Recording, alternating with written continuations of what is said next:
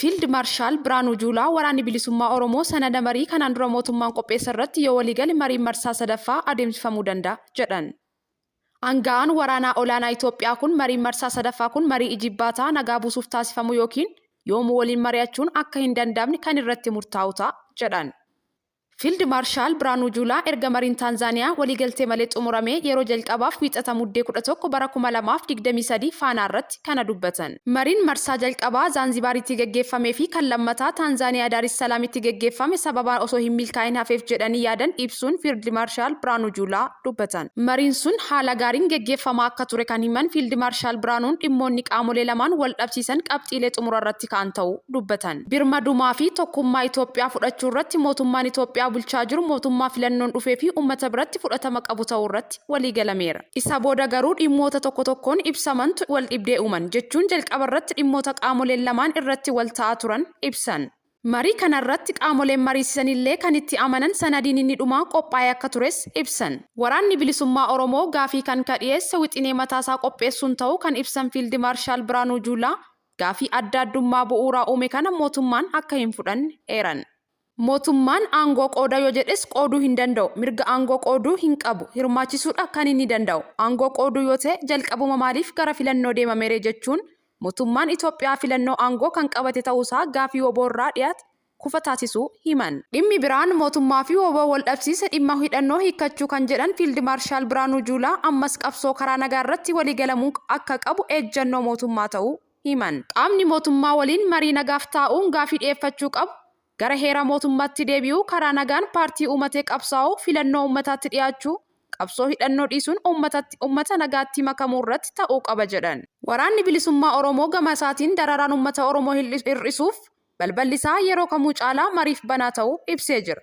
Marichi garuu gaafii uummata Oromoo kan hundeerraa deebisu ta'uu qaba jechuun ibseera. Itoophiyaa fi Eertiraan hojiirra oolmaa waliigaltee Aljeersiif waliin akka hojjetan dhaamame. Itoophiyaa fi Eertiraan hojiirra oolmaa waliigaltee Aljeersiif akka hojjetan mootummaan Ameerikaa fi gamtaan Awurooppaa gaafatan. Mootummoonni lamaan kun dhimma daangaa Itoophiyaa fi Eertiraa ilaalchisee waliigaltee bara 2000 Aljeersitti mallattaa'e hojiirra akka ooluuf biyyoonni lamaan waliin akka hojjetan hubachiisaniiru. Ministeerri dhimma alaa Ameerikaa fi gamtaan Awurooppaa yaadannoo waliigaltichaa waggaa 23ffaa sababeeffachuun ibsa adda addatti baasaniin waliigalticha akka deeggaran ibsuun Itoophiyaa fi Eertiraan waliin hojjechuun hafuura nagaa fi tasgabbii naannichaa akkasumas badhaadhina waloo akka mirkaneessan gaafataniiru. Waliigaltee seena qabeessa Itoophiyaa fi Eertiraan bara 2018 mallatteessaniin daangeffama waliigaltee Aljeers irratti waliigalaman kabajuuf irra deebiin waadaa galuu isaanii ministeerri dhimma alaa Ameerikaa ibsa isaatiin yaadachiiseera. Gamtaan Awurooppaa gama isaatiin yeroon ammaa kun yeroo murteessaa biyyoonni lamaan akkaataa waliigaltichaan socho'uu qabanidha jechuun hubachiiseera.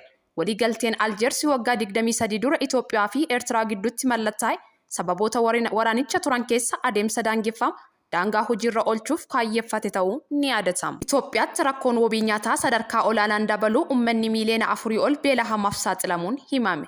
Rakkoon hanqina wabii nyaataa Itoophiyaa haala yaaddessaa ta'een hammaachuu gabaasni wabii dhaabbata haaraa dhaabbata neetwoorkii sirna akeekkachiisaa duraa beelaa irraa bahe ibsa.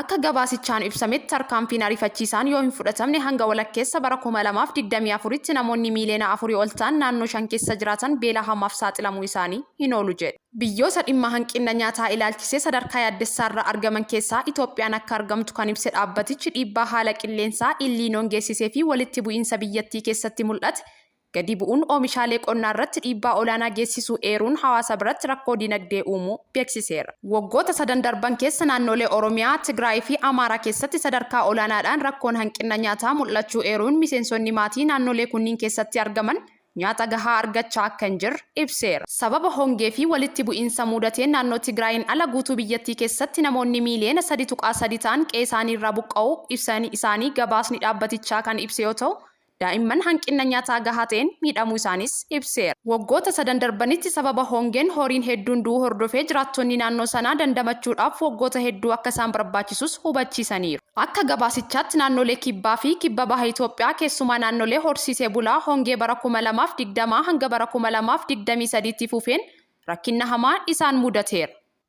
Iddoon hongeen kun miidhaa hamaa geessise naannoo Oromiyaa, godina Booranaa fi naannoo Somaalee keessatti hawaasni % 20 ol ta'u buqqa'uu yookiin harka qalleeyyii horii muraasa qabanidha jedha gabaasichi. Maatiin kunniin gargaarsa nyaataa irraa baay'ee kan hirkatan yoo ta'u, fedhiin isaanii guutuuf hanga jalqaba bara 2024tti kadhannaa irra turuu isaanii hin oolu jedheera. Dabalataanis gabaasni kun yeroo roobaa onkololeessaa hanga muddeetti lolaan cimaan uumamuu ibsuun kunis balaa buqqa'iinsa dabalataa fi kasaaraa qabeenyaa daran fida jedheera. Dhaabbatichi lubbuu miseensota maatii rakkoo wabii nyaataa isaan mudate baraaruufis gargaarsi nyaataa baay'inaan kennamuu akka qabu cimsee hubachiiseera.